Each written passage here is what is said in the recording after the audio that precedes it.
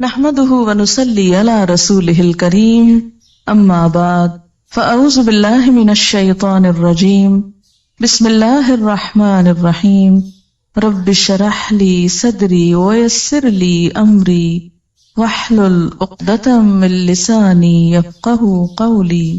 قرآن پاک کی یہ آیت جو ہے وہ بہت آیات پر بھاری ہے، جو اگر انسان سمجھ لے تو اس کے بہت سے اعمال کا قبلہ درست ہو جائے، اس کے حالات درست ہو جائیں۔ ہمارے ملک میں سب سے زیادہ اگر قرآن کا کوئی حصہ پڑھا جاتا ہے تو شاید وہ سورۃ یاسین ہو، لیکن اگر اس کی ایک آیت لوگ سمجھ لیں تو ان کی اصلاح کے لیے کافی ہو جائے۔ 41 دفعہ پڑھنے کی بجائے اگر صرف ایک دفعہ ایک آیت سمجھ لیں تو بہت سی اصلاح ہو جائے، بہت زیادہ فائدہ ہو جائے۔ اور وہ یہی آیت ہے کہ پہلی بات تو انسان یہ یاد رکھے کہ زندگی صرف یہ زندگی نہیں، اس کے بعد مرنا ہے، اور مرنے کے بعد پھر دوبارہ اٹھایا جانا۔ انا نحن نحیی الموتى، موتا کس کی جمع ہے؟ میت کی۔ ساری میتوں کو پھر اٹھائیں گے، سب مرنے والوں کو زندہ کریں گے، اور سب مرنے والے اپنے پیچھے جو آثار چھوڑ کے جا رہے ہیں اور زندگی میں جو کر کے جا رہے ہیں وہ سب بھی ہم لکھ رہے ہیں، اور ایسی کتاب میں لکھ رہے ہیں جو بالکل صاف ستھری واضح، جس کا ہر لفظ اور ہر لائن پڑھی جاتی ہے۔ یہاں پر جو اعمال نامہ ہے اس کی تھوڑی سی وضاحت ملتی ہے۔ اعمال نامہ مشتمل ہے دو چیزوں پر، نمبر 1 ما قدموا پر، اور نمبر 2 آثارہم پر۔ قدموا کیا ہے؟ جو ہم نے اب کیا، فرشتوں نے اس کو لکھ لیا۔ ہر روز انسان کا نامہ اعمال اللہ کے حضور اٹھتا ہے، چڑھتا ہے۔ فجر کی نماز اور عصر کی نماز میں فرشتے تبدیل ہوتے ہیں، جیسے کہ صحیح حدیث سے ہمیں پتہ چلتا ہے۔ جو کچھ انسان کرتا ہے وہ ساتھ لے جاتے ہیں، یا نہیں چھوڑ کے جاتے۔ دن بھر کی جو سیل ہوتی ہے، وہ جو کاروبار ہوتا ہے انسان کا، اس کی ساری رپورٹ لے جاتے ہیں اللہ کے حضور۔ یہ کمایا ہے تیرے بندے نے آج، یہ کیا ہو گیا؟ قدمو۔ وہ تو چلا گیا، لیکن کچھ چیزیں بعد میں بھی باقی رہتی۔ وہ دو طرح کی، ایک تو وقتی اثرات جو انسان کے اپنے مثلاً ہاتھوں کے نشان ہیں۔ آپ نے کوئی چیز پکڑی، مثلاً میں نے اگر اس کتاب کو پکڑا، اٹھایا، یہاں لائی، تو اس پر جو میرے ہاتھ لگے، فنگر پرنٹس لگی، جو نشان لگے، وہ سب بھی ریکارڈ ہوتے ہیں۔ یہ گواہی دیں گے قیامت کے دن۔ یہ کتابیں، مجھ کو پکڑتا تھا یہ شخص، مجھے کھولتا تھا، مجھے دیکھتا تھا۔ زمین پر جو چلتے ہیں تو قدم کے جو نشان ہوتے ہیں وہ بھی جمع ہوتے ہیں، جتنے قدم چل کے یہاں آپ پہنچی وہ بھی لکھ لیے گئے۔ پھر اسی طرح جس کمرے میں آپ بیٹھی ہوئی ہیں مثلاً اس وقت یا کسی اور وقت، وہاں بھی آپ کے اثرات رہ جاتے ہیں۔ اثرات کو سمجھنے کے لیے ایک چھوٹی سی مثال دوں گی۔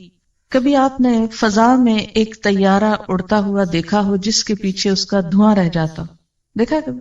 وہ ایک جیٹ ہوتا ہے یا معلوم نہیں کیا ہوتا ہے، جب وہ گزرتا ہے تو پیچھے ایسے لکیر پڑ جاتی ہے جیسے وہ ایک پتلی سی لکیر ہو بادل کی، حالانکہ وہ کیا ہوتا ہے؟ دھواں۔ اچھا، اب آپ دیکھیے کہ زمین جس پہ ہم موجود ہیں، کیا یہ ایک جگہ رکھی ہوئی ہے؟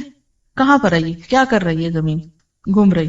اس کی دوہری حرکت ہے، وہ سورج کی گرد گھوم رہی ہے اپنے سولر سسٹم کے اندر، پھر سورج بھی گھوم رہا ہے سارے سسٹم کو لے کے، کس کے گرد؟ گیلیکسی کے نیوکلس کے گرد۔ اب اس کو آپ تشبیہ دے دیں ایک طیارے سے، کہ ہم سب ایک جہاز پہ بیٹھے ہوئے اس وقت، زمین کے جہاز پر، اور یہ جہاز کائنات میں اڑ رہا ہے۔ آج یہاں تھا، کل وہاں ہے، پرسوں وہاں ہوگا، اور گھومتے گھومتے گھومتے کہاں سے کہاں پہنچ گیا۔ اچھا، زمین سورج کے گرد چکر کاٹتی، ٹھیک ہے؟ ایک سال میں زمین سورج کے گرد چکر لگاتے ہوئے 59 کروڑ میل سفر طے کرتی۔ گویا ہم سب اس زمین پہ بیٹھے ہوئے سال میں 59 کروڑ میل سفر کر چکے ہوتے ہیں، کائنات کا، خلا کا۔ جہاں جہاں سے وہ گزری، ہمارے اثرات فضا میں پرنٹ لگتے گئے، لگتے گئے، لگتے گئے، ہر جگہ لگ رہے ہیں۔ پوری فضا کے اندر ہمارے پرنٹس موجود ہیں، جو ہم زمین پہ کھڑے، بیٹھے، لیٹے، سوئے، جاگے، ہر جگہ لگا رہے ہیں آثار۔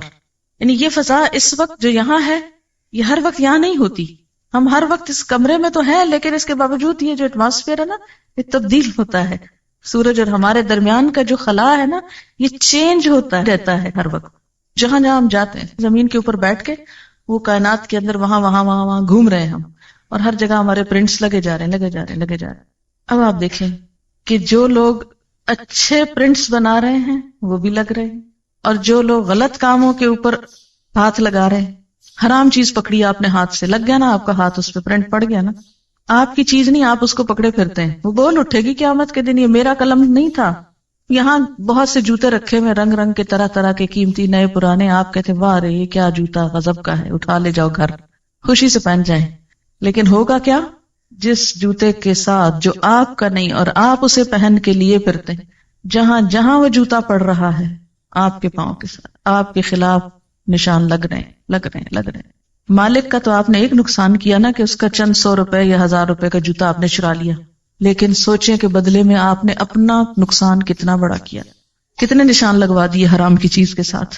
کوئی بھی چیز جو آپ کی نہیں کسی کی ہے، آپ نے لے رکھی ہے، قبضہ جما رکھا ہے، غصب کر رکھا ہے، آپ کے ہاتھوں کے نشان جو اس پر ہیں اور اس چیز کے نشان جو آپ پہ پڑے، قیامت کے دن یہ بول اٹھیں گی چیزیں. آپ صلی اللہ علیہ وسلم فرمایا تھا نا کہ کوئی قیامت کے دن اس حال میں نہ آئے کہ اس کے کندھے کے اوپر ایک بکری لدی اور ممیاں آ رہی ہو اور گھوڑا ہو ننا رہا ہو اور یہ کہ یا رسول اللہ میری مدد کیجئے، تو میں مدد نہیں کروں گا، میں آج بتا کے جا رہا ہوں کہ کسی کا ناحق مال مت چرانا.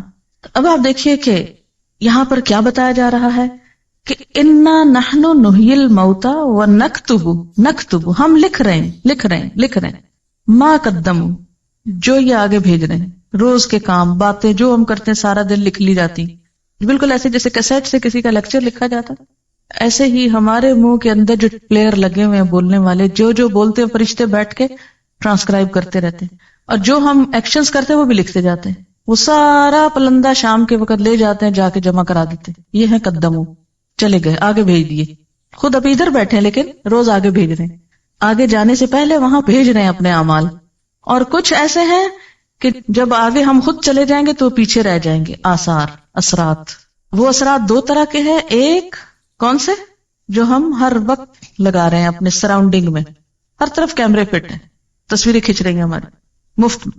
اور دوسرے جو آئندہ نسلوں پر آنے والے اثرات ہیں، ایک موجودہ اثرات اور ایک آئندہ نسلوں پر آنے والے اثرات. ایک تو وہ امپریشنز جو آپ آج کل آگے پیچھے چھوڑ رہے ہیں. اچھا، کوئی بھی انسان جو آپ کو دیکھتا ہے تو آپ کا ایک امپریشن پڑتا ہے نا اس پر. یہ ٹرم تو بہت استعمال ہوتی ہے، یہ پتہ نہیں کیسا امپریشن پڑا ہوگا. یہ امپریشن جو ہے یہ آثار ہیں، جو آپ کا امپریشن پڑ رہا ہے آگے پیچھے دائیں بائیں، یہ آپ کے اثرات ہیں. آپ کی شخصیت، آپ کا مزاج، آپ کی گفتگو، آپ کا بیہیویئر، آپ کا لین دین معاملہ، جو کچھ ہے، اس کے جو اثرات دوسروں پہ پڑ رہے ہیں وہ بھی لکھے جا رہے ہیں. بعض اوقات ایسا ہوتا ہے نا، بظاہر ہم بہت شریف نیک انسان نظر آتے ہیں لیکن اندر سے ایسی جڑیں کاٹتے ہیں لوگوں کی بیٹھ کے، ایسے ایسے حسد بغض سینوں میں پالے ہوئے ہیں کہ جس کی وجہ سے دوسروں کو ہم پیچھے کاٹ پھینکتے ہیں. جو بھی آپ کا امپریشن سب گئے. پھر یاد رکھیے کہ ہمارے عمل صرف وہ نہیں جو ہم نے وقتی کر لیے، بلکہ ان کا ایک ایور لاسٹنگ ایفیکٹ بھی معاشرے پہ پڑ رہا ہے. اور وہ کیا ہے کہ ہمارے بعد ہمارے بچے کیا کرتے ہیں، یہ ہم اثرات چھوڑ کے جا رہے ہیں نا. بچے ہمارے کیا ہیں؟ ہمارے آثار ہیں، نشان ہیں. جب کوئی ماں فوت ہو جاتی ہے تو بچوں کو دیکھ کے کیا کہتے ہیں؟ مثلا دادی کیا کہتی ہیں کہ خود تو چلی گئی، یہ نشانیاں چھوڑ گئی میرے پاس. تو یہ جو نشانیاں ہیں نا آپ کی، بچے آپ کے، یہ بھی آثار ہیں. پھر اسی طرح آپ کوئی کتاب لکھ گئے، اچھی یا بری جیسی بھی آپ چاہیں لکھیں، آپ کے مرنے کے بعد وہ رہ جاتی، وہ بھی آپ کے آثار ہیں. پھر اسی طرح کوئی کام آپ نیکی کا کر کے ایسا چلے جاتے ہیں جو آپ کے جانے کے بعد بھی سالوں سال چلتا رہتا ہے. مثلا عموماً ہمارے ہاں جو وقف یا ٹرسٹ بنائے جاتے ہیں وہ مرنے والوں کے نام پر ہی بنتے ہیں نا. مثلا فلانا میموریل ٹرسٹ ہوتا نا، تو یہ جو یادگاریں ہیں نا میموریل، یہ بھی آثار ہیں. کوئی عمارت آپ نے بنائی، جب تک وہ کھڑی ہے وہ یادگار ہے. یہ فلاں دور کی یادگار ہے، فلاں انسان کی یادگار ہے. یہ جن کو آپ یادیں کا نام دیتے ہیں نا، یعنی آپ کو کن ناموں سے یاد کیا جاتا ہے، کن کاموں سے آپ یاد کیے جاتے ہیں، یہ بھی آثار ہیں. آثار قدیمہ جن کو آپ بولتے، یہ بھی آثار ہیں. یہ سب کچھ لکھا جاتا ہے. اسی طرح انسان منہ سے جو آواز نکالتا ہے، یعنی جب ہم بولتے ہیں نا، یہ بولنا جو ہوتا ہے یہ کیسے عمل میں آتا ہے. آپ ذرا ہلکا سا بولے اپنے منہ کے آگے ہاتھ رکھ کے، تجربہ کریں، کہیں بسم اللہ الرحمن الرحیم، سب بولے اور رکھے نا. کیوں ڈرتے ہیں اپنے منہ پہ ہاتھ رکھنے سے؟ بولیے بسم اللہ الرحمن الرحیم. ہاتھ پہ کیا چیز پڑی آپ کے؟ وائبریشن ہے نا. یہ جو وائبریشنز ہیں ان کے بارے میں جدید تحقیق یہ ہوئی ہے کہ یہ ختم نہیں ہوتی منہ سے نکل کے، یہ فضا میں محفوظ ہو جاتی. اسی طرح انسان جو عمل کرتا ہے اس کے بعد اس کا عکس حرارتی لہروں کی شکل میں مستقل طور پہ دنیا میں موجود ہوتا ہے. مثلاً آپ غور سے کسی چیز کو دیکھیے اور پھر آنکھیں بند کیجیے, کچھ عکس نظر آ رہا ہے آنکھ میں, آتا ہے نا؟ تو یہ جو عکس آپ کی نگاہوں میں رہ گیا نا, یہ صرف آپ کی نگاہوں میں نہیں, وہ کسی اور کی نگاہوں میں بھی یہ سارے عکس موجود ہیں آپ کے جانے کے باوجود. یہاں تک تحقیق ہو رہی ہے کہ قدیم بڑے بڑے بادشاہوں کے عکس فضا میں سے نکالنے اور تلاش کرنے کی کوشش کی جا رہی ہے, کہ یہ تو پرووڈ ہے کہ وہ محفوظ ہیں. ان کو ڈسکور کیسے کیا جائے, نکالا کیسے جائے, اس پہ اب کوشش ہو رہی ہے. کہتے کہ کسی حد تک کچھ نہ کچھ کامیابی ہو گئی, اور بعض لوگوں کی آوازیں اسی طرح ریکال کی جا رہی ہیں. انہیں آوازیں اور باتیں اور اثرات اور نشانات, اچھے کام برے کام, یہ سب کچھ محفوظ ہے, کچھ بھی گم نہیں ہوتا, کم نہیں ہوتا. اسکن اسپیچ تھیوری یہ بھی آج کل بہت پاپولر ہے. سائنٹسٹ یہ کہتے ہیں کہ انسان کی گفتگو کے سب سے زیادہ بہترین ریکارڈرز خود اس کی اپنی اسکن میں موجود ہیں. یعنی انسان کی اپنی آواز سب سے زیادہ اس کی اپنی ہی اسکن میں جذب ہوتی ہے. اسکن بہترین ایبزاربنٹ ہے آوازوں کے لیے, اور یہ بات کافی حقیقت ہے کیونکہ قیامت کے دن بھی کھالیں بولیں گی نا. پھر خوف, غم, غصہ, خوشی, بیماری, ہر چیز کا اثر کس پہ ہوتا ہے؟ اسکن پر. کہتے ہیں کہ آواز بھی جذب کرتی ہے اسکن. اب ایسے آلات کی تیاری کی جا رہی ہے کہ جس سے اسکن کو بلوایا جا سکے, یعنی اس سے ریپروڈیوس کی جائے آواز, وہ جو آپ کی وہاں جا چکی ہے اندر.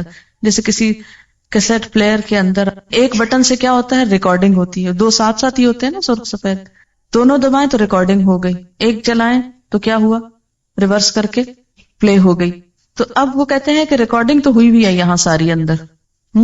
وہ آلہ ڈھونڈ رہے ہیں یا وہ چیز ایجاد کر رہے ہیں. کہتے ہیں کہ ایسا آلہ تو ایجاد ہو گیا کہ جو مجرم کے ساتھ لگا دیا جائے تو جب وہ جھوٹ بولتا ہے تو فوراً پتہ چل جاتا ہے, یعنی اس کی حرکت مختلف ہوتی ہے, سچ بولنے میں مختلف ہوتی ہے. تو جھوٹ سے جسم کے اندر جو ایک خوف پیدا ہوتا ہے, اس خوف کا ECG کی طرح پرنٹ لے آتا ہے اس کا. اب یہ اثرات تولے جائیں گے. آپ کی زندگی میں آپ کا امپریشن کیسے پڑا دوسرے لوگوں پر, وہ آپ کی وجہ سے دین کے کتنے قریب آئے اور دین سے کتنے بھاگ گئے, آپ کو دیکھ کر کتنے لوگوں کو خدا یاد آیا اور کتنوں کو شیطان یاد آیا, آپ کو دیکھ کر کتنے لوگ دین کی طرف آئے اور کتنے لوگ بہت دور چلے گئے. آپ کے ہاتھوں نے جو کچھ بنایا, جو کام کیے, جو آرٹ, جو اسکل, جو فن, جو ہنر, جس چیز میں آپ نے استعمال کیا, اس سے اللہ تعالیٰ کتنے راضی ہوئے اور کتنے اس کی ناراضگی کے کام ہوئے. آپ کی تحریر, آپ کی گفتگو سے کیا اثرات مرتب ہوئے, آئندہ نسلوں پر کیا اثر پڑا, سب آثار. وَكُلَّ شَيْءٍ, ہر چیز, ہر اب کون سی ہو گئی, ما قدموا بھی اور آثار بھی. احصیناہ, ہم نے اس کو گن رکھا ہے, گھیر رکھا ہے, شمار کر رکھا ہے. فی امام مبین, ایک کھلی کتاب میں. مبین کا ایک معنی روشن بھی ہوتا ہے نا, کہ نہیں؟ آج کل کا پیپر کاغذ ہی نہیں رہا, روشن اسکرین بھی ہو گئی ہے نا, لائٹ والی کمپیوٹر کی. امام مبین, مبین روشن. تو دنیا میں انسان نے خود ہی روشن شیٹ بنا لی ہے. اللہ کے ہاں تو معلوم نہیں اور کیا لیٹسٹ چیزیں ہوگی, کیونکہ جب وہ روشن ہوتی ہے نا وہ اسکرین, تو اس پر کچھ اور نظر آتا ہے. جب وہ ڈارک ہو جاتی ہے, روشنی ختم ہو جاتی ہے, تو لکھا ہوا بھی نظر نہیں آتا, سب کچھ چھپ جاتا ہے. اللہ کے ہاں انسان کے عمل آپ یوں سمجھیے کہ ایسے ہی سامنے ڈسپلے ہو جائیں گے جیسے کمپیوٹر کا سوئچ آن کرتے ہیں آپ اور زوم کر کے وہ سامنے روشن اسکرین آ جاتی ہے, اور پھر اس پر آپ جو چاہیں رنگا رنگ تصویریں لائیں اپنی, سب آتی جائیں گی. آپ کہیں بس کرو, بند کرو, اس کا سوئچ آف کرو, سوئچ نہیں آف ہوگا, سب ایکشن ریپلے ہو جائے گا. کل شیء احصیناہ, ہر چیز کو ہم لکھ رہے ہیں, ہر چیز چھوٹی ہو کے بڑی, گن گن کے نمبر رکھے ہوئے. ایک روشن اسکرین پر سب لے آئیں گے سامنے, خود کیا کر کے آئے, پیچھے کیا چھوڑ کے آئے, کیا امپریشنز بٹھائے. بعض اوقات انسان خود تو بڑا نیک ہوتا ہے لیکن ایسے کام کرتا ہے کہ دوسروں کو دین سے نفرت دلاتا ہے, لوگ اس کی شکل سے خوف کھاتے ہیں اور اس کی وجہ سے دین سے دور بھاگ جاتے ہیں. سوچنا چاہیے کہ ہمارے آثار ایسے تو نہیں. صرف اتنا ہی فکر کافی نہیں کہ ہم خود نیک کام کر رہے ہیں, یہ فکر بھی ضروری ہے کہ ہمارا امپریشن کیا بیٹھ رہا ہے. صرف یہی نہیں کہ ہم اپنی زندگی میں اپنی صلاحیتوں اور مال کے ساتھ کیا کر رہے ہیں, یہ بھی سوچیں کہ مرنے کے بعد اپنے مال کو کہاں انویسٹ کر کے جا رہے ہیں, کس کے لیے چھوڑ کے جا رہے ہیں, کس کام کے لیے لگا کے جا رہے ہیں. صرف یہ نہیں کہ مرنے کے ساتھ ہمارا یہ دماغ ختم ہو جائے, بلکہ مرنے کے بعد ہم کو یہ ٹیلنٹ کیا فائدہ دے سکتا ہے, کہاں لگا کے جائیں کہ بعد میں پروفٹ آتا رہے، اور ایسا نہ ہو کہ ایسے غلط کام کر کے چھوڑ جائیں کہ اصل کو بھی ڈبو دے وہ. یعنی مثلاً آپ کی اپنی نمازیں پوری ہیں، روزے پورے ہیں، لیکن کچھ ایسے کام کر دیے ہیں کہ وہ سب کو دھو ڈالیں نماز اور روزوں کو. جیسے اوور فلو کر جاتی ہے نا چیز، سیلاب جب آتا ہے سب چیزوں تباہ کر جاتا ہے نا. پھر ایسا نہ ہو کہ کچھ غلطیاں اس طرح کی اوور فلو کر جائیں، نماز روزے کی سب دیواریں بیچ میں ڈھہ جائیں. تو جہاں اچھے کام کرنا ضروری ہے وہاں ایسے کاموں سے بچنا بھی ضروری ہے کہ جو انسان کی نیکیوں کو برباد کرنے والے، مثلا ریاکاری ہے، فریب کاری ہے، منافقت ہے، اور بہت سی چیزیں. اتنی دفعہ ہم نے اس اینگل سے سورۃ یاسین پڑھی، مبینوں تک پڑھتے ہیں، چھاپ چھاپ کے گلیوں بازاروں میں بیچتے ہیں، کچھ سمجھتے نہیں کہ کہہ کیا رہی ہے. اب دیکھیں کہ بسا اوقات کیا ہوتا ہے کہ ویسے ہم کو اپنے آپ کی کچھ خبر نہیں ہوتی، ہم ہر وقت دوسروں کے ایپ دیکھتے رہتے ہیں نا، فلاں ایسے لگ رہا ہے، فلاں ایسا کرتا ہے، ویسا کرتا ہے، اس کو یہ نہیں کرنا چاہیے، اس کو ایسا نہیں ہونا چاہیے. لیکن کبھی اپنی ہی مووی دیکھنی پڑ جائے، اپنی ہی تصویر دیکھنی پڑ جائے تو کس قدر بری لگتی ہے. ہم ایسی حرکت نہ کرتے، ہم ایسا ایکشن نہ کرتے. مووی میں تو صرف ظاہر نظر آتا ہے نا، اور وہاں تو ظاہر کے ساتھ اندر کی تصویریں بھی نکال کے باہر رکھ دی جائیں گی. وَحُصِّلَ مَا فِي الصُّدُورِ، وہ سب حاصل کر لیا جائے گا جو سینوں کے اندر محفوظ ہے. انسان کے خیالات کو مجسم شکل میں، جیسے اب بھی ہم اپنے آئیڈیاز ٹرانسکرائب کرتے ہیں، رائٹ کرتے ہیں، ایسے ہی انسان کی تھنکنگ، آئیڈیاز، نیتیں، سوچیں، ویژن سب لکھ کر سامنے آ جائے گا، پرسونیفیکیشن ہو جائے گی. ایک ہوتی ہے نا مارکنگ اور ایک ہوتی ہے نیگیٹو مارکنگ. تو نیگیٹو مارکنگ جو ہوتی ہے وہ بہت خطرناک ہوتی ہے. تو یوں محسوس ہوتا ہے کہ جیسے آخرت میں اس قسم کی مارکنگ ہونے والی ہے. ایک انداز تعلیم ہوتا ہے کہ جس میں اسٹوڈنٹ لکھتے ہیں، خوب لکھتے جاتے ہیں، جو غص و سمین اوٹ پٹانگ باتیں لکھ لکھ کے پیپر بھرتے ہیں کہ جتنے کاغذ زیادہ ہوں گے اتنے نمبر زیادہ. اللہ کے ہاں ایسی مارکنگ نہیں. اور ایک انداز تعلیم کیا ہے کہ جس میں اگر آپ نے فالتو بات لکھی اس کی بھی مارکنگ ہوتی ہے، یعنی نیگیٹو مارکنگ اس کو بولتے ہیں نا. تو قیامت کے دن جو طریقہ کار ہوگا مارکنگ کا وہ نیگیٹو مارکنگ کا ہے. صرف یہ نہیں دیکھا جائے گا آپ کیا کر کے آئے نیکیاں، یہ بھی دیکھا جائے گا کہ ساتھ آپ نے فالتو کام کتنے اور کر دیے کہ جو اصل کو ڈبونے والے ہو گئے. تو اس لیے انسان کو بہت کیئرفل اور کانشیس ہو کے زندگی بسر کرنے کی ضرورت ہے. ہمارے عمل میں بڑی کنٹینویشن ہے. ہم سمجھتے ہیں کام کر کے ختم ہو گیا، لیکن وہ ختم نہیں ہوتا، وہ تو ایک سلسلہ چل پڑتا ہے. جو بھیج دیا وہ بھی بھیج کے فارغ نہیں ہوئے، وہ بھی جمع ہونا شروع ہو گیا. یعنی ہر کام کے دو رخ ہیں، ایک تو فزیکل رخ اس کا جو اوپر چلا گیا، اور دوسرا اس کا روحانی رخ جو پیچھے اس کے اثرات رہ گئے. جس طرح روح اور جسم کا تعلق ہوتا ہے نا، ایسے عمل اور آثار کا تعلق ہے. یہ بالکل یوں نا جیسے آپ چلتے ہیں تو چلنے میں قدم آپ اٹھا کے لے جاتے ہیں، لیکن پیچھے جو پرنٹ لگ جاتے ہیں انہی پرنٹس کو آثار کہتے ہیں. بالکل ایسے جیسے آپ کسی دریا میں ایک پتھر پھینکتے ہیں تو پہلے تو سپلیش ہوتا ہے، پھر وہ سپلیش ختم ہو جاتا ہے، لیکن اس کا جو ریپل یا وہ جو لہریں ہیں وہ دور تک سارے اس کو ہلا دیتی ہیں، دور تک ان کے نشان جاتے ہیں. ہر ایکشن کا ایک ری ایکشن ہے، اور جو ری ایکشن ہے وہ چین ری ایکشن ہے. یہاں کہ جب ایک ایکشن آپ نے کیا تو پھر وہ صرف میئر ایک ایکشن نہیں رہا، بلکہ اس کا ری ایکشن شروع ہو گیا اور وہ چین بن گیا اور دور دور تک پھیلتا چلا گیا اور کتنے میں ملٹی پلائی ہو گیا. زیادہ خطرناک بات یہ کہ ایک عمل انسان کا ایک ہوتا ہے اپنے لیے، لیکن جب وہ ری ایکشن ہوتا ہے تو ملٹی پلائی ہو جاتا ہے. اس لیے آثار زیادہ خطرناک چیز ہے. اوریجنل تصویر ایک ہوتی ہے، لیکن اس کا اگر آپ نیگیٹو بنا لیں تو اس کو آپ 100 کاپیز بنا لیں. بالکل ایسے نا کہ جیسے ایک پودا ہوتا ہے، ایک اس کے اوپر کا حصہ ہوتا ہے قدم، اور دوسرے اس کے روٹس ہوتے ہیں جو نیچے چلے جاتے ہیں. اور جب تک روٹس باقی رہتے ہیں وہ کیا ہوتا ہے، پودا کاٹ بھی دیا جائے پھر نکل آتے ہیں، اور ایک سے کئی بن، جیسے بیج ہوتے ہیں، ایک بیج 700 بنا دیتا ہے. تو آثار بھی کیا ہوتے ہیں، ایک کام کے ساتھ 100 امپریشنز بن جاتے ہیں. اسی طرح یہ ہے کہ قیامت کے دن ایسے سینسیٹیو ترازو ہوں گے کہ جو صرف انسان کے ظاہری اعمال کو نہیں، باطنی نیتوں کو بھی جج کر لیں گے. کوانٹٹی ہی نہیں، کوالٹی بھی دیکھ لیں گے ان کی. اب تو آپ ترازو میں ڈالیں، آپ کوڑا ڈالیں یا پھل ڈالیں، کچھ بھی ڈالیں تول دے گا، لیکن وہاں وہ یہ بھی ساتھ ہی بتائے گا کہ اس کی کوالٹی کیا ہے. سائنس کا ایک اصول ہے کہ میٹر جو ہے وہ ختم نہیں ہوتا، اس میں کنورشن تو ہوتی ہے، ایک سے دوسرے میں وہ بدل جاتا ہے، لیکن ڈسٹروائے نہیں کر سکتے آپ اس کو. مثلاً آپ بولتے ہیں، آپ کی سوچ آواز میں ڈھل گئی، آواز جو ہے لہروں میں ڈھل گئی، لہریں جو ہے وہ پرنٹس بن گئے فضا کے اوپر، لیکن فارم بدلی، اصل نہیں گئی. لہذا پروڈیوس کرنے سے پہلے سوچ لیجئے کہ کیا لا رہے. ایسا ہوتا ہے نا چین ری ایکشن بعض اوقات ہو رہا ہوتا ہے تو کوئی ڈیٹرنٹ ایسے ہوتے ہیں کہ جو اس ری ایکشن کو کنٹرول بھی کر لیتے ہیں. تو معاشرے کے اندر جو پہلے کے آثار آ رہے ہیں اچھے ہیں اور اس اچھائی میں آپ شریک ہو جاتے ہیں تو مزید وسعت کا سبب بن جاتے ہیں، ورنہ یہ کہ اس کو آپ ختم کر دیتے ہیں. یہاں سورۃ یاسین میں کیوں کہا کہ لتنذر قوما ما انذر آباؤہم فہم غافلون، کہ وہ آباء و اجداد کی غفلت نے چین توڑ دیا تھا بیچ میں، اب تم کیا کرو اس کو پھر سے اصل سے جوڑ کے آگے لے چلو. بعض اوقات انسان ساری زندگی اچھے کام کرتا ہے لیکن مرتے وقت ایسی وصیت کر جاتا ہے کہ جس کے اثرات آئندہ نسلوں پہ بڑے خراب ہوتے ہیں. اسی لیے اس کی سزا بہت زیادہ ہے کہ انسان، ایک روایت میں آتا ہے کہ جنت سے ایک بالشت بس قریب ہوتا ہے مرتے وقت نا، لیکن جاتے جاتے غلط وصیت کر کے لوگوں کی زندگی جہنم کر جاتا ہے، اور وہ جنت میں جاتے جاتے جہنم میں جا پڑتا ہے غلط وصیت کی وجہ سے. کیوں؟ اس لیے کہ بہن بھائی آپس میں کٹ جاتے ہیں، قطع رحمی ہوتے. لا يدخل الجنت قاطع الرحم، رشتوں کو کاٹنے والا، تو یہ سبب بن گیا رشتے کاٹنے والا. اسی طرح دوسرے اعمال، کبھی آپ نے دیکھا ہوگا کہ وضو کی حالت میں جب تک آپ ہوتے ہیں تو آپ کی فیلنگ ٹوٹلی ڈفرنٹ ہوتی ہے نا، اور عام حالات میں اور ہوتی.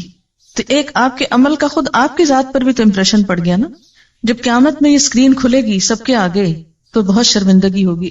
اس سے پہلے ہی ہم اپنا ڈیلی سیلف انالیسس خود احتسابی شروع کریں اور اپنے اعمال کی، یعنی صرف ڈیلی نہیں بلکہ پچھلی ساری زندگی کو بھی ذرا پرکھ لیں کہ ہم کیا کچھ کر چکے ہیں اور اس پر اس کا توڑ کیسے کرنا ہے، مداوع کیسے کرنا ہے. فرمایا کہ ہم مردوں کو زندہ کریں گے، اور اگر ہم اس کو عام معنوں میں لیں تو اس کا معنی کیا ہے؟ یقیناً ہم مردوں کو ضرور زندہ کریں گے. اب دیکھیں انداز بہت سٹرونگ ہے. انا نحن نحیی، انا نحن نحیی، 3 دفعہ ہم کا لفظ آ رہا ہے. اللہ تعالیٰ اپنی قدرت کا اظہار فرما رہے ہیں کہ ہم یقیناً ایک روز مردوں کو زندہ کریں گے. لوگ یہ نہ سمجھیں کہ اس دنیا میں ہمیشہ بیٹھے رہیں گے. اس زندگی کے بعد موت ہے، اور موت کے بعد پھر جی اٹھنا ہے، اور وہ دوبارہ اٹھنا کس لیے ہے؟ حساب کتاب کے لیے. حساب کتاب کے لیے ہم نے ان کے باقاعدہ ریکارڈز تیار کروائے. کس طرح؟ وَنَكْتُبُ، ہم لکھ رہے ہیں. کیا لکھ رہے ہیں؟ مَا قَدَّمُوا، جو وہ خود آگے بھیج رہے ہیں. وَآثَارَهُمْ، اور ان کے آثار بھی ہم لکھ رہے ہیں.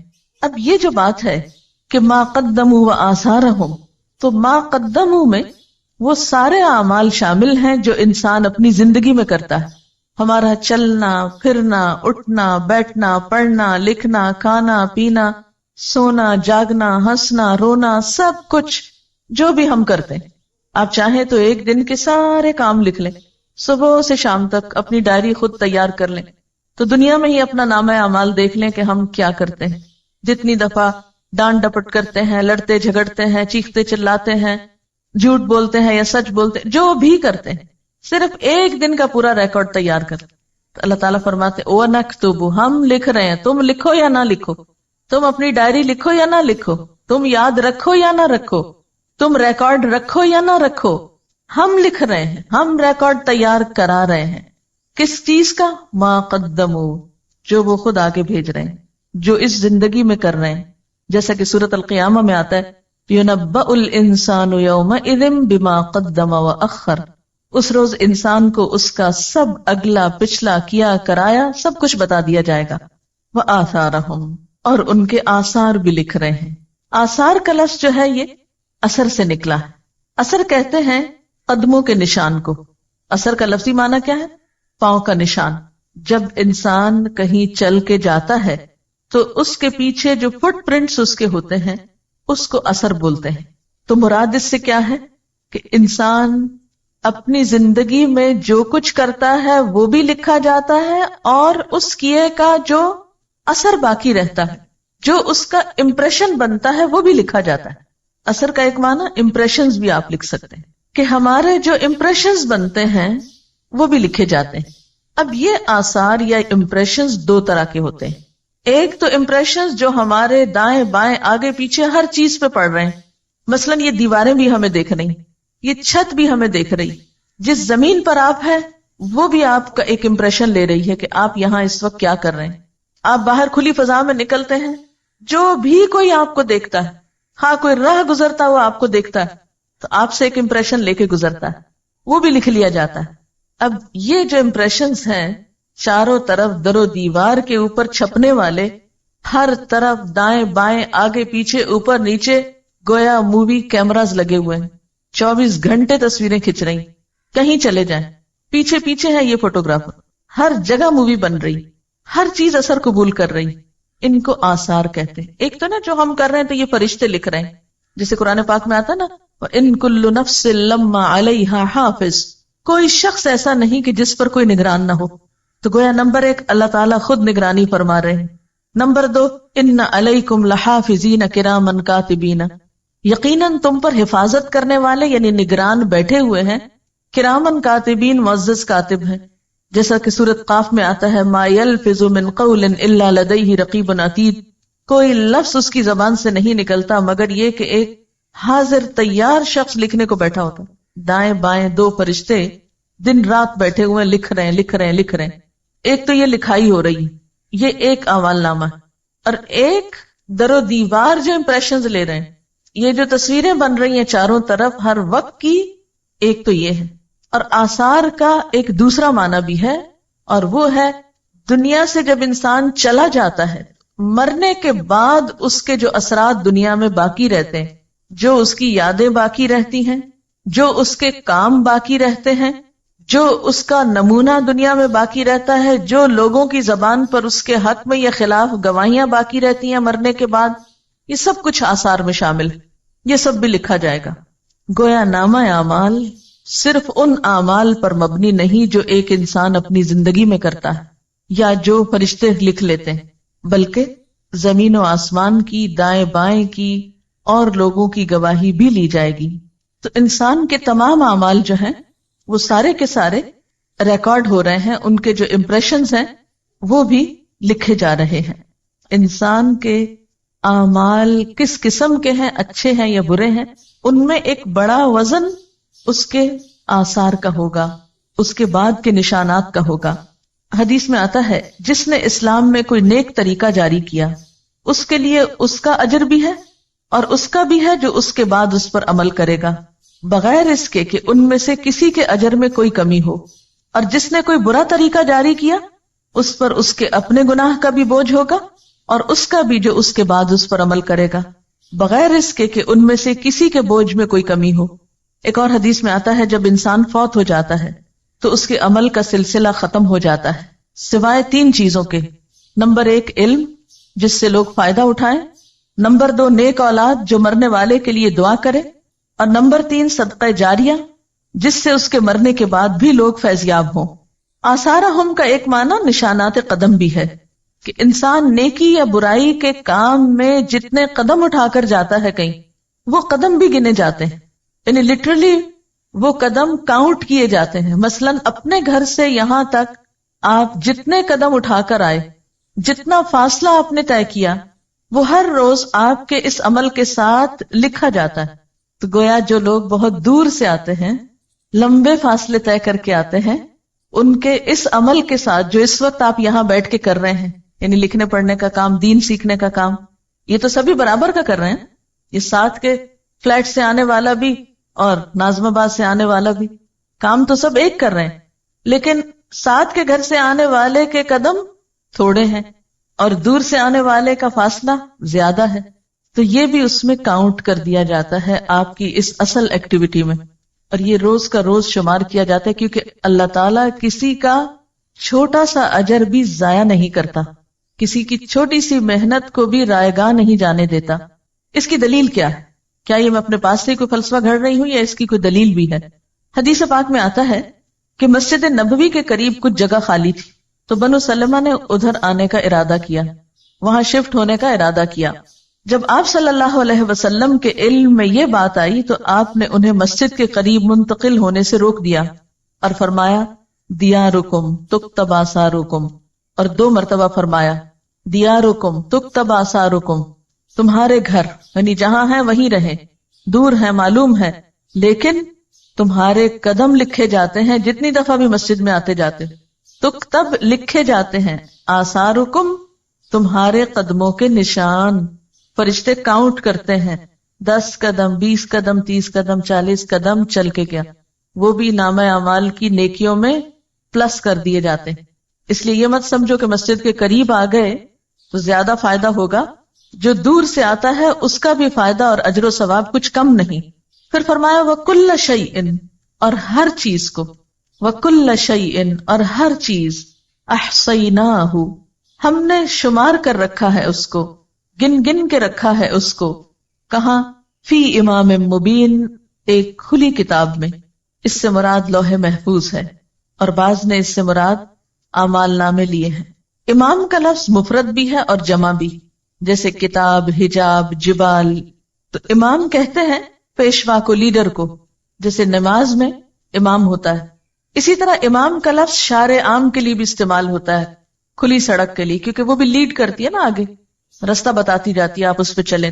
تو یہاں پر امام مبین سے مراد کتاب مبین ہے، جسے ام الکتاب بھی کہا جاتا ہے یا کتاب مکنون بھی کہا جاتا ہے. وہ کیا چیز ہے؟ انسان کے احاطہ علم سے باہر. انسان کو نہیں پتا کہ وہ لوح محفوظ کیسی ہے، اس کی شکل کیا ہے، لیکن وَكُلَّ شَيْءٍ أَحْصَيْنَاهُ فِي إِمَامٍ مُبِينٍ وہ کتاب جیسی بھی ہے وہاں پر سب کا ریکارڈ پورے کا پورا سٹور ہو رہا. جیسے آپ دیکھیں کہ کمپیوٹر پہ سامنے کیا ہوتا ہے اسکرین پر، مثلا ڈاٹا بیس سے آپ اس کو سمجھ سکتے ہیں. ڈاٹا بیس کیا ہے؟ ساری معلومات ایک جگہ پر جمع ہے، اور سامنے اسکرین پر ضروری چیز ہے جو آپ کو چاہیے، جو آپ نے کمانڈ دی، جو آپ کو دیکھنی تھی. باقی جو ڈاٹا ہے وہ کہاں پر ہے؟ میموری میں. اب وہ میموری کتنی بڑی ہوتی؟ بعض اوقات ایک چپ میں کیا کچھ آ جاتا ہے، کئی انسائکلوپیڈیاز آ سکتے ہیں. انسان ہر روز نئی سے نئی چیز ایجاد کر رہا ہے. اگر ہم پہلے دور کی کتاب کے معنی میں لیں تو یوں لگتا ہے نا کہ جیسے بہت بڑی کتاب ہوگی، اس میں اتنا کچھ لکھا ہوا ہوگا. لیکن آج کے دور میں آپ دیکھ سکتے ہیں کہ بڑی بڑی کتابیں اور کئی کئی والیومز پر مبنی کتابیں جو ہیں وہ بعض اوقات صرف ایک چھوٹی سی چپ پر محفوظ کر لی جاتی ہیں. تو یہاں امام مبین سے مراد کھلی کتاب ہے جس کی شکل ہمیں نہیں معلوم. کتاب سے اس کو تشبیہ دی گئی کہ ہم کچھ امیجن کر سکیں. اور احصیناہ کا لفظ بہت اہم ہے. احصاء کہتے ہیں شمار کرنے کو، گننے کو، یعنی نیکی بدی جو بھی ہے انسان کی گن گن کے لکھی جا رہی. مثلا ایک لکھنے والا ایک کتاب لکھتا ہے، لیکن جب پرنٹ ہوتی ہے تو کتنی تعداد میں ہو سکتی ہے؟ وہ 1000 کی تعداد میں بھی ہو سکتی ہے، 1,00,000 کی تعداد میں بھی ہو سکتی. بالکل ایک انسان کا ایک عمل 1,00,000 بھی پرنٹ ہو سکتے ہیں اس کے، اور 100 بھی ہو سکتے ہیں، کیونکہ فٹ پرنٹس جو ہیں بیسیکلی آثار پرنٹس کے لیے استعمال ہو رہا ہے. آپ نے ایک اچھا کام کیا، اللہ تعالیٰ کے ہاں 10 گنا 700 گنا تک اس کا اجر لکھا جاتا ہے، 700 گنا تک ملٹیپلائی ہوتا ہے. لیکن یہ بھی ہو سکتا ہے کہ ایک کام کئی لاکھ گنا بھی ملٹیپلائی ہو جائے. ڈپینڈ کرتا ہے کہ اثرات کہاں کہاں تک پہنچے ہیں. آج کے دور میں جو میڈیا کا دور ہے یہ چیز اور بھی زیادہ خطرناک ہو گئی. پہلے تو ایسے ہوتا تھا کہ جیسے ہم کہیں بیٹھے ہیں تو 10-20 لوگوں نے ہمیں دیکھ لیا تو 10-20 نے اثر قبول کیا، ان 10-20 سے 10-20 اور نے دیکھ لیا. اب مشکل یہ ہے کہ ایک وقت میں ایک شخص سیٹلائٹ کے ذریعے پورے گلوب پہ دیکھا جا رہا ہے. اس کی سپیچ، اس کا ایکشن سب دیکھ رہے ہیں. جتنوں نے بھی دیکھا انہوں نے اس سے جو بھی سیکھا وہ سب اس کے کھاتے میں لکھ لیا گیا. پھر انہوں نے اس کی پیروی میں جو کچھ کیا، انہیں دیکھ کر جتنے لوگوں نے کچھ سیکھا وہ نمبر 2 کے حصے میں بھی گیا اور نمبر 1 کو بھی ساتھ ملا. پھر نمبر 3 کو دیکھ کر نمبر 4 نے جو کچھ کیا تو وہ 3, 2 اور 1 سب کو ملا، اینڈ سو آن، جہاں تک گیا. جتنی دفعہ ملٹیپلائی ہوا، جتنی جنریشنز میں گیا وہ بڑھتا ہی چلا گیا. جیسے ایک بیج سے ایک درخت جب نکلتا ہے کتنے پتے پھوٹتے ہیں اس پہ گن سکتے ہیں آپ؟ نہیں. پھر اس میں سے ایک پھول لے لیجئے، اس کے بیج پکا کے اس میں سے ایک بیج پھر زمین پہ ڈال لیجئے، کتنے پھر نکل آئیں گے اس سے پھول پھل، پھر کتنے بن جائیں گے. کل شیء احصیناہ، ہر چیز کو ہم نے گن لیا، کاؤنٹ ڈاؤن کر لیا ہے ہم نے ہر چیز کو. مثلا ایک کتاب جب کوئی لکھتا ہے کیا وہ ایک ہی شخص پڑھتا ہے؟ نہیں. ایک چھپی ہوئی کتاب کو 100 بھی پڑھ سکتے ہیں، 1000 بھی پڑھ سکتے ہیں، کیونکہ کتاب تو سرکولیٹ ہوتی رہتی. پھر اس سے اگر آگے کچھ پڑھا دیا گیا تو ان سب پڑھنے والوں کے پاس پھر کتاب آ گئی. اس کو یوں بھی ایک اور مثال سے سمجھ سکتے ہیں. مثلا آپ نے کتاب الصلاۃ پڑھی. اب ہوا کیا تھا، میں کتاب الصلاۃ ہی کی کہانی بتاتی ہوں کہ میں لاہور گئی کسی کام سے، تو میری عادت ہوتی ہے کہ میں کسی کے بھی گھر جاؤں یا کہیں بھی تو کتابوں پہ ایک نظر عموماً ڈالتی ہوں. کوشش میری ہوتی ہے کہ مجھے صرف نئے ٹائٹلز پتہ چل جائیں اور کیا ہے مارکیٹ میں، اور خصوصی طور پر لائبریریز وغیرہ کو وزٹ میں شامل کرنے کی کوشش کرتی ہوں کہ نئی چیزیں سیکھ سکوں تاکہ دوسروں تک پہنچانے میں آسانی. تو ایسے کسی نے بہت شاید اصرار کر کے بلایا تو میں ان کے ہاں گئی. تو وہ ہمیں بٹھا کر تھوڑی دیر کے لیے، جیسے عموماً ہوتا ہے کہ مہمانوں کو بٹھا دیتے ہیں اور خود چلے جاتے ہیں کہیں کچھ لانے لے جانے. بہرحال تو میں نے اتنی دیر میں ان کی جو کتابیں رکھی ہوئی تھی وہ دیکھنا شروع کر دی. ان میں یہ سیٹ مجھے نظر آیا، ایک دم مجھے کلک کیا. میں نے کہا یہ تو مسئلہ ہی حل ہو گیا. سیدھی سیدھی بات اور دلیل، بات اور دلیل، بات اور دلیل، جھگڑا ہی ختم. چلو سیدھا یہی لگاتے ہیں. کیونکہ اس سے پہلے میں ایک اور کتاب پڑھاتی تھی فقہ السنہ کے نام سے. اب اس میں جو بحثیں چھڑتی تھی تو وہ سب بگنرز کو سمجھ آنی بہت محال ہوتی تھی، اور پھر کسی ایک کنکلوژن پہ پہنچنا لوگوں کے لیے مشکل ہوتا تھا. اب ہوا کیا کہ میں نے ان سے کہا کہ یہ کتابیں مجھے چاہیے. انہوں نے کہا یہی لے جائیں. میں جو ہی پہنچی ان کو پڑھا، پڑھ کے میں نے آرڈر کیا. اب جو ہمارا تھرڈ بیچ تھا، اب ان کو جب ہم نے شروع کرائی، اب تھرڈ بیچ کی جتنی اسٹوڈنٹس نے پڑھی، جب وہ نکلی اور انہوں نے آگے اپنے اسٹوڈنٹس کو پڑھانا شروع کیا تو انہوں نے پھر اور منگا لی. اب وہ جو ایک کتاب میں لائی تھی وہ ان سب نے پڑھی، ان میں سے ایک ایک نے پھر آگے اوروں کو پڑھانے میں استعمال کی. پھر ہر سال یہی ہوتا رہا. اب آپ نے مثلاً یہ پڑھی ہے یا عقیدے کی پڑھی یا کوئی دعاؤں کا کارڈ پڑھا یا کچھ آپ نے خود پڑھا، جب آپ کسی کو سکھانے بیٹھیں گے تو آپ کے لیے بھی کنوینئنٹ ہوگا، بجائے اس کے کہ اور کہاں جا کے ڈھونڈیں کیا ٹھیک ہے کیا نہیں. جو ہم نے پڑھا ہے ہمیں معلوم ہے، ہم آگے اسی سے پڑھا دیتے ہیں. اب کیا ہوا، وہ آپ میں سے ایک نے 10 کو پڑھایا تو 10 اور کتابیں آگے پھیل گئی. اب آپ خود سوچیں کہ وہ ایک سلسلہ کہاں تک گیا. میں تو گنتی نہیں کر سکتی، میں تو نہیں گن سکتی کہ اب تک الہدیٰ نے یہ کتابیں کتنی تعداد میں منگوائی، یا الہدیٰ سے نکلی اسٹوڈنٹس نے آگے کتنی تعداد میں.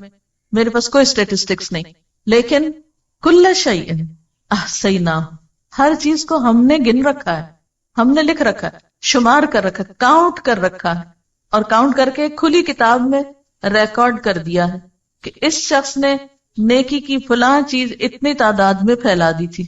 اب کوئی بھی چیز جب ہم آگے سرکولیٹ کرنے لگتے ہیں، آگے دینے لگتے ہیں، آگے پہنچانے لگتے ہیں، تو ہمیں بہت زیادہ میک شور کر لینا چاہیے کہ اس بات کی حقیقت کیا ہے. ایسا نہ ہو غلط بات پہنچا دیں اور پھر وہ ایسی پھیلے کہ ہمارے اصل اعمال تو بےچارے کہیں نیچے ہی جا دبے اور وہ سارا اوپر چھا جائے. اسی لیے سنی سنائی باتیں آگے نہیں پہنچانی چاہیے. کسی انسان کے جھوٹا ہونے کے لیے اتنا ہی کافی ہے کہ ہر سنی سنائی بات کو آگے پہنچا دے. اس سے کیا ہوتا ہے، جھوٹ پھیل جاتا ہے، کسی شخص کی عزت برباد ہوتی ہے. سکینڈلز عام طور پہ معاشرے میں کیسے پھیلتے ہیں، سکینڈلز کے منتشر ہونے کی کیا وجہ ہوتی ہے، کیونکہ لوگوں کو بھی جھوٹی خبریں سننا پسند ہوتی ہیں. اس لیے زندگی بہت ہی احتیاط سے سوچ سمجھ کے گزارنے کی چیز ہے. اسی کا نام تقویٰ ہے. پھونک پھونک کے قدم رکھنے کا نام تقویٰ ہے. حضرت عمر رضی اللہ تعالیٰ عنہ نے جب کعب بن احبار سے پوچھا تھا کہ تقویٰ کیا ہے تو انہوں نے کہا کبھی کسی کانٹے والے جنگل سے گزرے ہو؟ کہا ہاں گزرا ہوں. پوچھا کیسے گزرے؟ کہا اپنے آپ کو سمیٹ کے دامن بچا کے کہ کسی چیز سے الجھ کر دامن نہ پھاڑ بیٹھوں. کبھی آپ اگر کسی ایسی زمین پر گئے ہو جہاں پاؤں میں کانٹا چبھ جائے تو کیا ہوتا ہے؟ پھر کانٹا چبھنے کے بعد آپ کا چلنا رک جاتا ہے. کپڑا ادھڑ جائے پھٹ جائے تو کیا کرتے ہیں؟ آپ بیٹھ جاتے ہیں وہیں. بالکل اسی طرح ایک شخص نیکی کے راستے پہ چل رہا ہوتا ہے کہ اچانک کسی بیکار سی چیز کے ساتھ الجھ پڑتا ہے اور اس سے الجھ کر وہ نیکی کا اصل مقصد تو بھول جاتا ہے، وہیں بحثیں شروع کر دیتا ہے، وہیں دامن پھاڑ بیٹھتا ہے اور گیا ختم. منزل تک نہیں پہنچ سکتا. منزل تک صرف متقی پہنچے گا جو بچ کے چلے گا، جو بہت ہی ہائیلی الرٹ شخص ہوگا، سوچ سمجھ کے زندگی بسر کرے گا. یہ رکاوٹ بننے لگا ادھر سے بچ جاؤ، یہ سامنے آنے لگا ادھر سے بچ جاؤ. سنبھال کے اپنے آپ کو قدم پھونک پھونک کے چلتے چلتے آخری منزل تک جا پہنچے. اور یہ انتہائی ضروری ہے.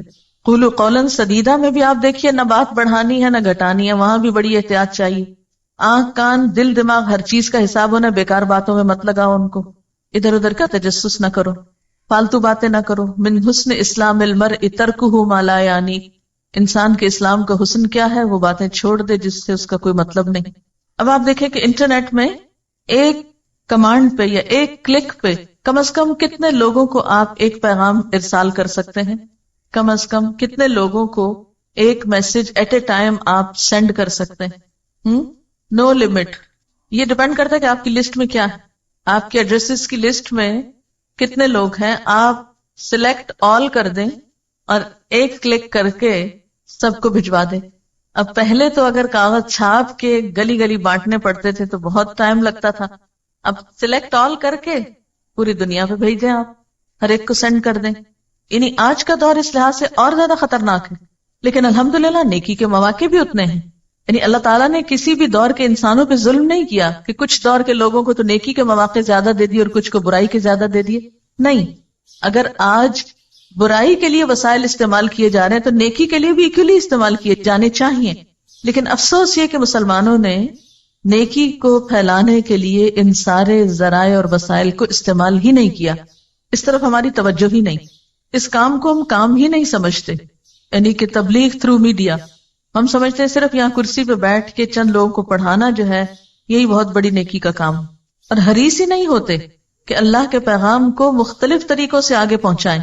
حالانکہ آپ کی ایک چھوٹی سی ایفرٹ آپ کے عمل میں بے پناہ اضافہ کر سکتی. آپ کو نہیں معلوم کہ ایک چھوٹی بات کسی کی زندگی کتنی بدل گئی، اور اس کی ساری نیکیوں کے حصے دار آپ بھی بن گئے. جو بھی اچھے کام اب وہ کرے گا اس میں آپ کا حصہ بھی اتنا ہی ہے جتنا اس کا، اور اس کے اجر میں کچھ کمی نہ کی جائے گی. آپ کو پتا ہے کہ الحمدللہ ہمارے جو اسٹوڈنٹس کا ہی یہ ساری ایفرٹ ہے. ہمارے پاس کوئی خاص پروفیشنل نہیں، کچھ نہیں، سب کام اسٹوڈنٹس کرتے رہے ہیں. اور پچھلے سال خاص طور پر فرسٹ بیچ کے لوگوں کو میں اس لحاظ سے اپریشیٹ کروں گی کہ انہوں نے صبح میں پڑھا، شام میں بیٹھ کے انٹرنیٹ پہ کام کیا، خود لانچ کی یہ ویب سائٹ اور سب.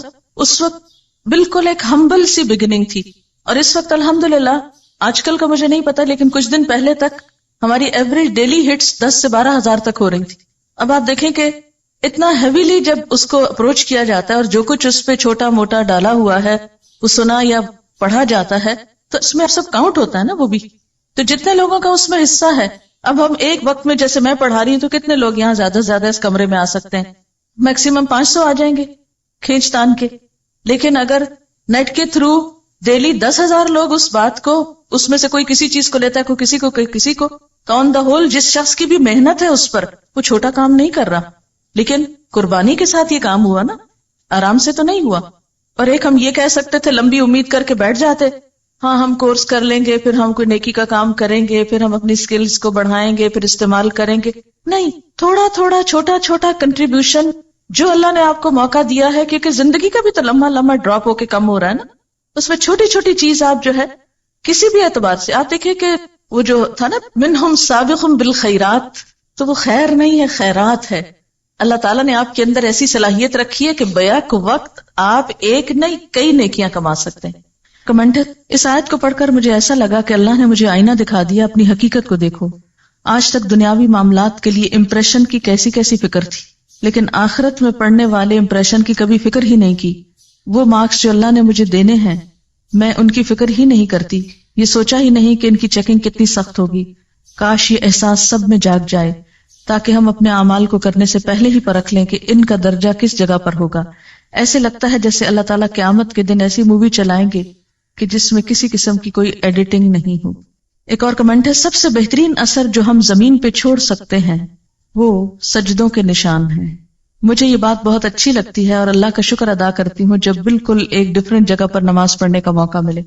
مثلاً ہائکنگ پہ گئے تو جہاں جہاں نماز کا وقت آیا وہاں نماز پڑھی، اور آثار سجدوں کی شکل میں، پیشانیوں کے نشان کی شکل میں چھوڑتے گئے.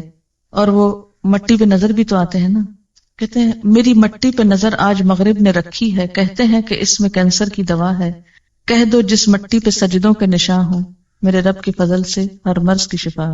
ان کا سوال بہت اہم ہے کہ کیا جو اعمال انسان نے کر لیے اور اس کے پرنٹس لگ گئے، اب کیا وہ ریورسیبل ہیں کہ نہیں، مٹ سکتے ہیں کہ نہیں؟ توبہ مٹا سکتی ہے، نمبر 1. دوسرے یہ ان الحسنات یذہبن السیئات، یعنی مثلا ایک شخص پہلے ایک بڑے غلط کام میں انوالو رہا اور اب اس کو احساس ہوا کہ میں نے جو کیا غلط کیا اور میری پکڑ ہو سکتی ہے اس پر. اگر اس کو واقعی احساس ہوا اور اس کے بعد اس نے اپنی اسی صلاحیت کو، اسی چیز کو ایک اچھے کام میں استعمال کیا اور اس میں محنت کی، تو ہو سکتا ہے. مثلا یوسف اسلام سے پہلے کیا تھا؟ Kate Stevens. اس وقت وہ ایک پاپ سنگر تھا اور دنیا بھر میں اس کے جو اثرات تھے وہ بہت بہت پھیلے. جب اسلام لایا تو اس کو اس بات کی بہت پریشانی ہوئی کہ وہ جو میں کر چکا ہوں وہ تو ابھی تک چل رہا ہے، اس کا کیا بنے گا؟ تو پھر اس کو یہی بتایا گیا کہ اب اسی صلاحیت کو استعمال کرو اسلام کے لیے، اور اگر اتنی ہی محنت کی اور کوشش کی اور ایک اچھائی کو پھیلایا تو ہو سکتا ہے کہ وہ پچھلے سب کو مٹا دے. ان الحسنات یذہبن السیئات. ایک اور سوال ہے ذرا ڈفرینٹ طرح کا کہ اگر ہمارے کسی نیک عمل سے مثلاً سر پہ دوپٹہ دیکھ کے ہی چڑھ جائے تو اس کا کیا کریں؟ یعنی یہ بھی تو اچھا امپریشن نہیں پڑا نا دین کا. لیکن کبھی آپ نے سوچا کہ یہ دن کیوں آئے کہ لوگ اس کو دیکھ کے چڑھنے لگے؟ دوپٹہ ایک سمبل ہے نا، ایک نشان ہے، ایک علامت ہے. لوگ جب اس میں کسی کو دیکھتے ہیں تو اس کے بارے میں ایک امپریشن رکھتے ہیں. وہ امپریشن کیسے بنا؟ اگر اس کے بننے میں کوئی خرابی ہو گئی تو خرابی دور کر دیں، یہ نہیں کہ وہ نشان ہی اڑا دیں. کبھی آپ نے نہیں کیا کہ اگر آپ کے چہرے کو دیکھ کر کسی کو غصہ آتا تو آپ کہیں کاٹ پھینکو اس کو تاکہ میرا امپریشن ٹھیک ہو جائے؟ تو دین کے احکام بھی کاٹ پھینکنے سے امپریشن نہیں ٹھیک ہوتا، اصلاح کی ضرورت. وآخر دعوانا ان الحمد للہ رب العالمین.